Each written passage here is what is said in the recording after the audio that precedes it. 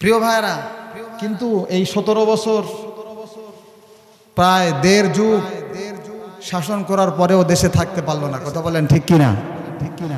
শুধু এই সরকার না, যে কোনো সরকার এখন যারা আছেন তাদেরও চোখে আঙ্গুল দিয়ে দেখিয়ে দিতে চাই, স্পষ্ট ভাষায় কথা বলতে চাই। কথা বলেন ঠিক কিনা?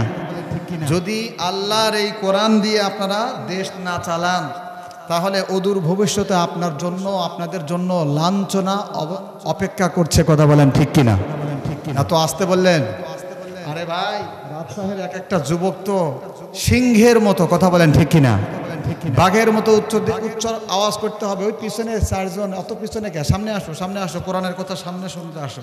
কোরআনটা প্যাকেট করে রেখে দিয়েছে, দেখছেন মাহফিলের কি অবস্থা? কোরআন প্যাকেট করে রেখে দিয়েছে, যেন খুলতেও না পারে হুজুরের। কি একটা অবস্থা চলছে আমাদের দেশে। তাহলে কথা শুনবো একটা কিতাব থেকে, জোরে বলতে হবে নাম কি? দেখছো, জোরে বলে না, নাম কি? প্রিয় ভাইয়েরা, এই কোরআনকে যদি আমরা ধরতে পারি, কোরআনকে যদি গ্রহণ করতে পারি, কোরআন দিয়ে যদি বিচার করতে পারি, কোরআন দিয়ে যদি রাষ্ট্র চালাইতে পারি, জীবনে ব্যক্তিগত জীবন, পারিবারিক জীবন, সামাজিক জীবন, রাষ্ট্রীয় জীবন, আন্তর্জাতিক জীবন, সকল জীবনে সুখ, শান্তি, কল্যাণ, সমৃদ্ধি, বরকত, রহমত দিবেন কে? জোরে বলতে হবে কে? প্রিয় ভাইরা, চলুন আমরা কোরআন থেকে শুনি। তাহলে আজকে আমরা শুনবো হাউ টু গেট বারাকা ইন লাইফ। জীবনে কিভাবে বরকত আসে, সুখ আসে, শুনবেন না? প্রিয় ভাইরা, দেশের একজন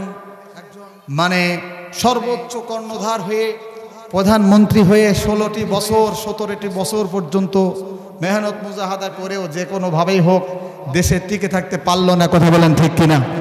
এগুলো কোনো দলের দালালি করার জন্য আমি বলছি না, সত্য কথা, কোরআন ন্যায়নিষ্ঠ যেই কথা সেই কথাটাই বলার চেষ্টা করব। আমরা দল করি একটা, আল্লাহর দল। কথা বলেন ঠিক কিনা? আল্লাহর দল যেখানে আমরা আছি, জোরে আমার সাথে বলেন, আল কোরআনের আলো। এই ঘরে ঘরে জালালিয়ে বসে রয়েছে, সংসদে জালো বলতে হবে। আবার আমি বলবো আল কোরআনের আলো, আমরা বলবেন, আপনারা বলবেন ওই পায়খানার মধ্যে জালো, নাউজুবিল্লাহি মিন যালিক, ওই কুড়ে ঘরের মধ্যে জালো না, বলবেন সংসদে জালো। জোরে বলেন, বাঘের বাচ্চার মতো একজন মুসলমান হচ্ছে একজন বীর। কথা বলেন ঠিক কিনা? আর একটু পিছনে থেকে বলো ঠুকে, এই যুবকরা সামনে আসো রে ভাই। কোরআনকে যদি তুমি, কোরআনের মাহফিলকে যদি তুমি সৌন্দর্যমণ্ডিত করো, আল্লাহ তাআলা রহমত বরকত দিবেন। কথা বলেন ঠিক কিনা? পিছনে যে ভাইয়েরা আছে ওরা খালি টেস্ট করতেছে, হুজুর ভালো না খারাপ। যেই দেখবো খারাপ, সেই পান খাইতে, বিড়ি খাইতে শুরু করবো। কথা বলেন ঠিক কিনা?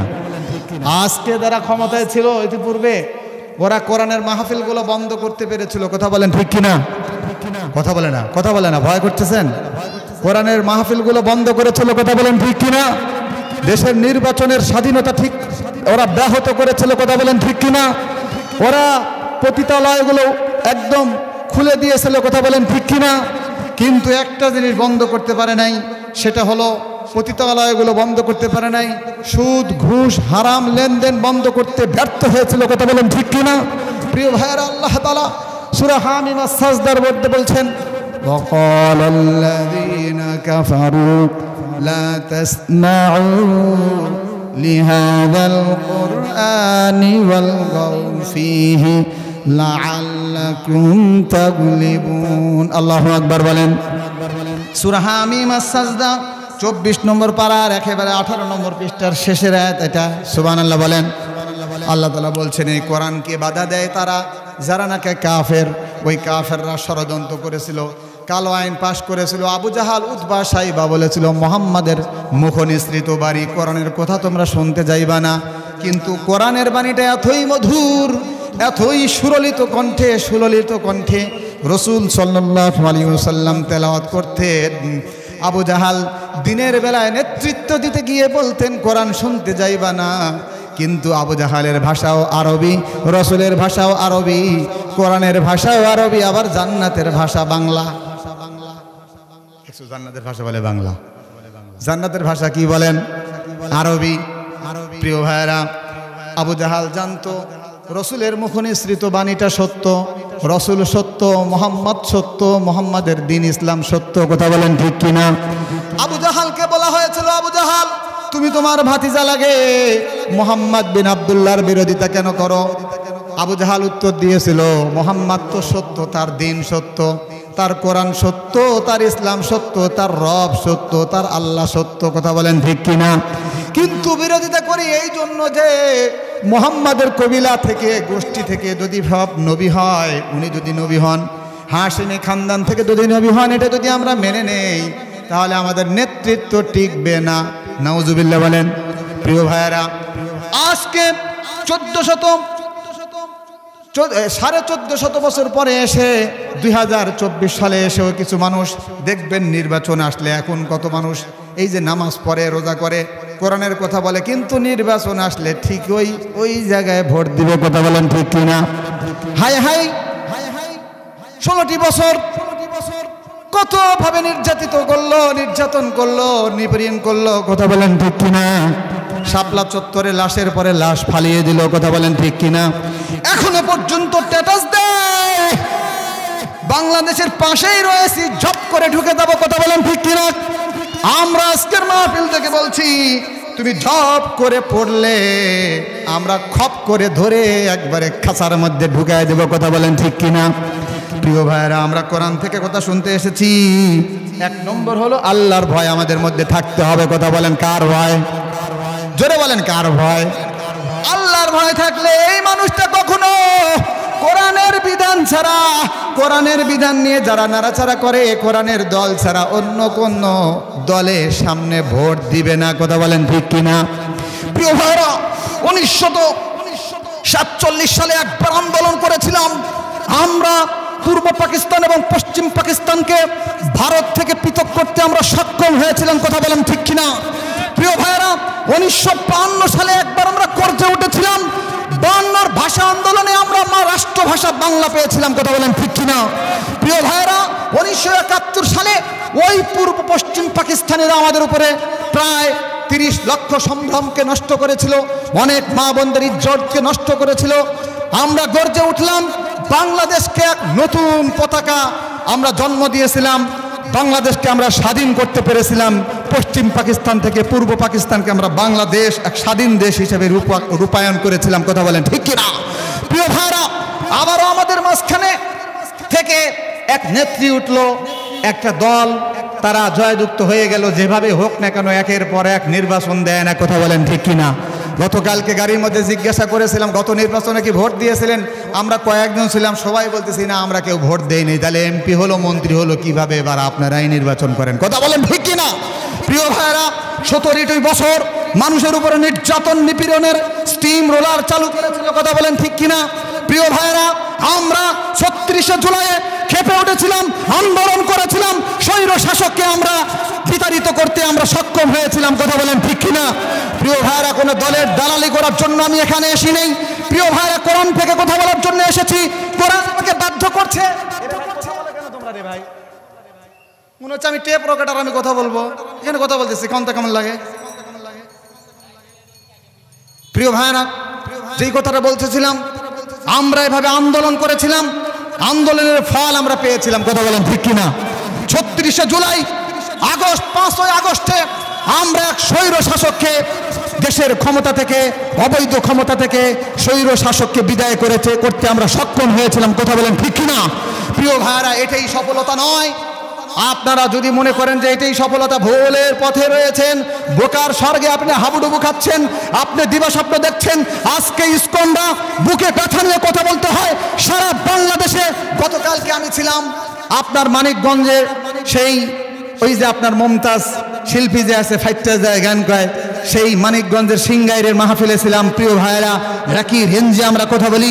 আজকে চট্টলার বীর, চট্টলার সাইফুল ইসলাম ব্যারিস্টার, আইনজীবী, একজন সন্তানকে, বাংলার একজন সন্তানকে, মুসলিমদের কর্ণধারকে শুধুমাত্র ইসকনদের, হিন্দুদের বিরোধিতা করার কারণে তাকে কুপিয়ে কুপিয়ে নির্যাতন করা হয়েছে এবং তাকে হত্যা করা হয়েছে। কথা বলেন ঠিক কিনা? প্রিয় ভাইরা, আপনারা যদি মনে করেন বাংলাদেশ স্বাধীন হয়েছে, বোকার স্বর্গে ডুব দিবেন। বারবার ষড়যন্ত্র করা হচ্ছে, আনসার বাহিনীকে নামিয়ে দিয়ে, বিভিন্ন বাহিনীকে নামিয়ে দিয়ে, বিভিন্ন আন্দোলনের নামে রিক্সা চালক ছাত্রলীগ হয়ে ঢুকছে, তারা বিভিন্ন আন্দোলনে ইন্ধন দিচ্ছে। কথা বলেন ঠিক কিনা? প্রিয় ভাইরা, আপনাকে সাবধান হতে হবে। আগামীর যে নির্বাচন, বুঝে শুনে আপনাকে আমাকে ভোট দিতে হবে। কথা বলেন ঠিক কিনা? প্রিয় ভাইরা, আবারও যদি ভুল করি, 50 বছর আগামী 50 বছর আমার আপনার জীবন চলে যাবে, ইসলামের নাম আর শোনা যাবে না। কথা বলেন ঠিক কিনা? কোরআনের পতাকা উড্ডয়ন করা যাবে না। কথা বলেন ঠিক কিনা? ইসলামের কথা উচ্চস্বরে কথা বলা যাবে না। কথা বলেন ঠিক কিনা? আজকে যতটুকু পালস নিয়ে সর্বোচ্চ আওয়াজ নিয়ে আমরা কথা বলছি, এই কথাগুলো 2-3 মাস আগেও আমরা কথা বলতে পারতাম না। কথা বলেন ঠিক কিনা? প্রিয় ভাইরা, এই কথাগুলো আমরা কোরআন থেকে বলতে পারি। এই মাহফিলগুলোর ধারা অব্যাহত থাকুক। আমরা কে কে চাই হাত উঠিয়ে আল্লাহ তাআলাকে দেখি। লিল্লাহি তাকবীর। আল কোরআনের আলো। এত আসতে রাতসার মানুষ সব দেখি সিংহের বাচ্চা, এখন দেখি হরিণের বাচ্চা। জোরে বলেন আল কোরআনের আলো। কোরআন হাদিসে যেখানে লিল্লাহি তাকবীর। প্রিয় ভাইরা, আমরা কথা শুনছিলাম জীবনের বরকতার মাধ্যম হচ্ছে 12টি। বলেন কয়টি? আমরা সিনেমা দেখতে পারি না। কথা বলেন ঠিক কিনা? আমার মা বোনেরা মাথার পর্দা ফেলে দিয়ে বুকের উড়নাকে মাপলা হিসেবে ব্যবহার করে চেঙ্গা মেরে ফেলে দিয়ে শর্ট কাপড় পরে বুক পিঠ দেখিয়ে নাচিয়ে নাচিয়ে আমরা হাঁটতে পারি না। কথা বলেন ঠিক কিনা? আল্লাহর ভয় যদি থাকে তাহলে কোরআনের সৈনিক ছাড়া অন্য কোনো জায়গায় আমার ভোট হতে পারে না। কথা বলেন ঠিক কিনা? আমাকে যদি জিজ্ঞাসা করেন, হুজুর আপনি তো হাফেজ, আপনি মৌলানা, আপনি মুফতি, তাহলে আপনার কাছে প্রশ্ন, পুরা কোরআন এবং ইসলামী শাস্ত্রের সার নির্যাস কি এক কথায় বলেন? আমি বলে দেব, পুরা কোরআন এবং বুখারী মুসলিম হাদিস শরীফের মধ্যে থেকে যত হাদিস আছে, ইসলাম শাস্ত্রের মূল কথা হচ্ছে আল্লাহর ভয়। জোরে বলেন কার ভয়? যাদের হৃদয়ে আছে আল্লাহর ভয় তারা কবু পথ ভুলে যায় না। কথা বলেন ঠিক না? আল্লাহর প্রেম ছাড়া এই দুনিয়ায় কারো কাছে কোনো কিছু চায় না। কথা বলেন ঠিক না? রাতের আধারে যারা সিজদাতে রয়, দু চোখের অশ্রুতে নদী যেন বয়, ছলনার হাত ছানি। এই যুবকরা গার্লফ্রেন্ডের হাত ছানি, যুবতীরা বয়ফ্রেন্ডের হাত ছানি, চুরি ডাকাতির হাত ছানি, অবৈধ ক্ষমতার হাত ছানি, দুর্নীতির হাত ছানি, স্বৈরাচারীর হাত ছানি। যতই আসুক পেছনে ফিরেও সে তাকায় না। কথা বলো ঠিক না? তোমার বুকে রাখো আল্লাহরই ভয়, আসবে না কোনোদিন কোনো পরাজয়। কথা বলো ঠিক না? প্রিয় ভাইরা, পুরা কোরআন হাদিসের সার নির্যাস হচ্ছে আল্লাহ তাআলার ভয়। আল্লাহ তাআলার ভয় যদি আমাদের ভিতরে থাকে, আমরা কখনো ফজরের নামাজ সহ 5 ওয়াক্ত নামাজ না পড়ে থাকতে পারি না। কথা বলেন ঠিক কিনা? এই সমস্ত কোরআন হাদিস এর প্রতিষ্ঠানকে সহযোগিতা ছাড়া আমরা কখনো থাকতে পারবো না। কথা বলেন ঠিক কিনা? প্রিয় ভাইরা, আমার কথা আমি সংক্ষিপ্ত করে নিয়েছি। আমাকে সময় দেওয়া হয়েছে অত্যন্ত অল্প সময়। ঘন্টাকে ঘন্টা যদি আমার এই 12টা পয়েন্টের উপর আলোচনা করি, আজকের আর কোনো বক্তার দরকার হবে না। এক বক্তা দিয়ে চালানো যাবে, রাত শেষ হয়ে যাবে, আলোচনা শেষ হবে না। কিন্তু দেখেন স্লিপের উপর স্লিপ খালি আসতেছে। কথা বুঝেন নাই?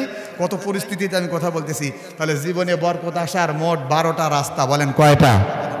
1 নম্বর হচ্ছে আল্লাহর ভয়। বলেন কার ভয়? খালি একটা বলে এই টপিক থেকে চলে যাচ্ছি। ইন্না আকরামাকুম ইনদাল্লাহি আতকাকুম। আল্লাহু আকবার বলেন। সূরা হুজুরাত আল্লাহ তাআলা বলছেন, তোমাদের মধ্যে থেকে সবচেয়ে বড় আমার কাছে সম্মানিত হচ্ছে ওই ব্যক্তি যার হৃদয়ে আছে আমি আল্লাহ তাআলার ভয়। সুবহানাল্লাহ বলেন। কোথায় থেকে বললেন আবার? সূরা হুজুরাত মাদানিয়া 13 নম্বর আয়াত, সূরা তালাকের 4 নম্বর আয়াত, সূরা তালাকের 5 নম্বর আয়াত, সূরা আনফালের 29 নম্বর আয়াত, সূরাতুল আরাফের 96 নম্বর আয়াতে এই তাকওয়া সম্পর্কে বলা হয়েছে। জোরে বলেন সুবহানাল্লাহ। প্রিয় ভাইরা, জীবনে সংসারে বরকত আসার 12টা রাস্তা থেকে একটা হলো আল্লাহর ভয়। 2 নম্বর হলো অ্যাটাচমেন্ট উইথ দা হোলি কোরআন, কোরআনের সাথে সম্পর্ক। আজকের এই মাদ্রাসার নাম কি? জোরে বলেন। মাদ্রাসার নাম হলো জান্নাতুল উলুম। আমার বন্ধু ভাই মফিদুল ইসলাম সাহেব এই মাদ্রাসাটি করেছেন। এই জান্নাতুল উলুম মানে এলেম, এমন জ্ঞান যেগুলো পড়লে সরাসরি মানুষ জান্নাতে যেতে পারে। জোরে বলেন সুবহানাল্লাহ। প্রিয় ভাইরা, এই জান্নাতে যাওয়ার জীবনে সুখ শান্তি আসার 2 নম্বর উপকরণ হলো একটা কিতাবের সাথে আমাদের অ্যাটাচমেন্ট থাকতে হবে, সম্পর্ক থাকতে হবে। জোরে সবাই অকপটে আওয়াজ করে বলেন, কিতাবটার নাম কি? হাই রে আসতে বলে রে ভাই, কত দূর থেকে আমি আসছি, জোরে বলেন কিতাবটার নাম কি? সমাধান চাও যদি জীবনে মরণে, ফিরে যাও খুঁজে নাও চোখ রাখো ফেসবুকে। ফেসবুকে না, ফিরে যাও খুঁজে নাও চোখ রাখো, তবেই পাবে সুখ শান্তির ঠিকানা, মেনে যদি নাও তুমি মনে প্রাণে সমাধান। বলো না রে প্রিয় ভাইরা, শুধু তাই নয়, ঘরে বলো কিংবা রাষ্ট্রে বলো, অশান্তি দূর করে শান্তি আনে সমাধান। আল্লাহু আকবার বলেন না প্রিয় ভাইরা। এই জন্য কোরআন যারা আমরা পড়তে পারি না, মফিদুল ইসলাম ভাই এখানে আসেন, আমরা কোরআন শিখে নেব ইনশাআল্লাহ। 3 নম্বর হচ্ছে ফলোয়িং সুন্নাহ, সুন্নতের অনুসরণ। মিসওয়াক করে নামাজ পড়েছেন মাগরিব কারা কারা? হাত উঠান। আমি পড়েছি। আল্লাহ তাআলা মিসওয়াক করে করে এরকম সুন্নতের উপর আমল করে করে আমল করার তৌফিক দান করুন, আমরা বলি আমিন। প্রিয় ভাইরা, 4 নম্বর হচ্ছে বেশি বেশি ইস্তেগফার। আল্লাহর রাসূলের কোনো গুনাহ ছিল না, লিয়াগফির লাকা আল্লাহুমা তাকাদ্দামা মিন যামবিকা ওয়া মা তাআখার, পূর্বের এবং পিছনের সমস্ত গুনাহ আল্লাহ তাআলা মাফ করে দিয়েছিলেন। তারপরেও আপনার হাবিব, আমার হাবিব মুহাম্মদুর রাসূলুল্লাহ, আরো জোরে বলেন সাল্লাল্লাহু আলাইহি ওয়াসাল্লাম, দিনে কমপক্ষে 70 থেকে 100 বার আস্তাগফিরুল্লাহ বলতেন। সুবহানাল্লাহ বলেন। প্রিয় ভাইরা, আমরা বেশি বেশি ইস্তেগফার করলে জীবনে আল্লাহ তাআলা বরকত দিয়ে দিবেন। একটা দলিলও দিতে পারতেছি না, সূরা নূহের মধ্যে আসছে, ইন্নাহু কানা গফফারা ইউরসিলিস সামাআ আলাইকুম মিদরারা ওয়া ইউমদিদকুম বিআমওয়ালিন ওয়া বানিন। আল্লাহু আকবার বলেন। সূরা নূহ, সূরা নূহ আলাইহিস সালাম যে কথাগুলো বলেছেন আল্লাহ তাআলা কোট করেছেন, আমার কথা বলার সময় নেই। 5 নম্বর হচ্ছে বেশি বেশি দান করা। বলেন কি? জোরে বলেন বেশি বেশি। এই হুজুর কোন দিকে যাচ্ছে? এই মাদ্রাসায় আজকে দান করব ইনশাআল্লাহ। এত সুন্দর বসার কথা বলার সুযোগ করে দিলেন মফিদুল ইসলাম ভাই, রাত্র দিন পরিশ্রম করে এই মাদ্রাসাটা চালিয়ে নিচ্ছেন। আমরা সহযোগিতার হাত বাড়িয়ে দেবো ইনশাআল্লাহ। আমার 2 টাকা আছে, 1 টাকা দেই, 2 লাখ টাকা আছে, 1 লাখ টাকা দেই, 50,000 টাকা দেই, 20,000 টাকা দেই, 10,000 টাকা দেই, 1,000 টাকা দেই, পারবো না ইনশাআল্লাহ? আল্লাহ তৌফিক দিক। তাহলে জীবনে বরকত দিবেন কে? কয় নম্বর গেলে বলেন? 5 নম্বর গেল। 6 নম্বর হলো কৃতজ্ঞতাবোধ। সবসময় শুকরিয়া আদায় করতে হবে, কথা বলেন ঠিক কিনা? আপনার 2টা পা আছে, শুকরিয়া আদায় করেন। এই যে চাচার দেখেন হাঁটতে পারে না, পাও লাগাইছে, কথা বলেন ঠিক কিনা? শুকরিয়া করতে হবে কার? 7 নম্বর হলো সততা বজায় রাখতে হবে, 2 নম্বরই করা যাবে না। 8 নম্বর হলো সংসারে সুখ শান্তি আসার আর একটি পন্থা হলো রক্তের আত্মীয়দের সাথে সুসম্পর্ক বজায় রাখতে হবে, কথা বলেন ঠিক কিনা? গাড়ির মালিক, বাড়ির মালিক, হাজি, ট্রিপল হাজি, ওমরা করে বছরে বছরে, কিন্তু নিজের চাচার সাথে ফুপুর সাথে দেখা করে না, এরকম হাজি আছে কিনা, কথা বলেন ঠিক কিনা? প্রিয় ভাইরা, এই সমস্ত হাজির হজ দিয়া ওই দিন জান্নাত পাওয়া যাবে না, কথা বলেন ঠিক কিনা? আপনি উদর পূর্তি করে খাসির মাংস, গরুর মাংস দিয়া, ব্রয়লার মুরগি দিয়ে খেয়ে আপনি নাদুস নুদুস করে হাঁটছেন। আপনার প্রতিবেশী না খেয়ে, আপনার প্রতিবেশী এতিমখানা মাদ্রাসা না খেয়ে, শিক্ষকদের বেতন না দিয়ে চালিয়ে যাচ্ছে। আপনার জান্নাত কখনো সম্ভব হবে না, আপনি লিখে নেন, কথা বলেন ঠিক কিনা? আল্লাহ আমাদের বুঝার তৌফিক দান করুন, আমরা বলি আমিন। প্রিয় ভাইরা, 9 নম্বর হলো সকাল সকাল ঘুম থেকে উঠা, মানে ফজরের নামাজ দিয়ে দিনকে শুরু করা। যে ব্যক্তি ফজরের নামাজ পড়ে আল্লাহ তাআলার জিম্মায় সে চলে যায়। সুবহানাল্লাহ বলেন। আল্লাহ আমাদের বুঝার তৌফিক দিন। প্রিয় ভাইরা, 10 নম্বর হলো, যুবকরা তো খুশি হয়ে যাবে, 10 নম্বর বলবো নাকি?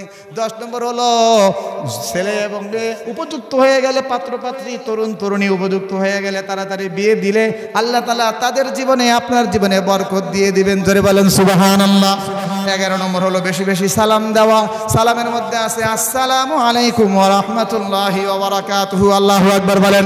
এখানে বলা হয় আল্লাহ তাআলার সালাম এবং আল্লাহ তাআলার রহমত এবং আল্লাহ তাআলার বরকত, সুখ শান্তি, কামিয়াবি আপনার উপরে অবতীর্ণ হোক। সুবহানাল্লাহ বলেন। আমি যদি 20টা সালাম দেই, আল্লাহ উল্টে বলবে তুমি সালামের দোয়া করো, তুমি রহমতের দোয়া করো, তুমি বরকতের দোয়া করো, যাও যাও, আমি তোমার উপরে এই রহমত এবং বরকত এবং শান্তি অবতীর্ণ করব। জোরে বলেন সুবহানাল্লাহ। আফসুস সালাম বাইনাকুম, বেশি বেশি তোমরা সালামের প্রচার করো, রাসূল বলেছেন। সুবহানাল্লাহ বলেন।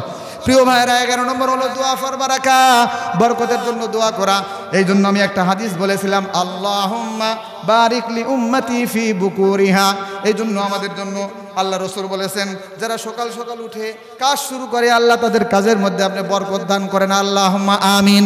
আল্লাহ আমাদেরকে বুঝার, আমল করার তৌফিক দান করুন, আমরা বলি আমিন। আজকে শুধু শিরোনাম হলো, কোনোদিন সুযোগ হলে ইনশাআল্লাহ বিস্তারিত বলবো। সে পর্যন্ত আল্লাহ তাআলা আমাদেরকে তৌফিক দান করুন। আবার দেখা হবে কোনো এক তাফসীরুল কোরআন মাহফিলে। আসসালামু আলাইকুম ওয়া রাহমাতুল্লাহি ওয়া বারাকাতুহু।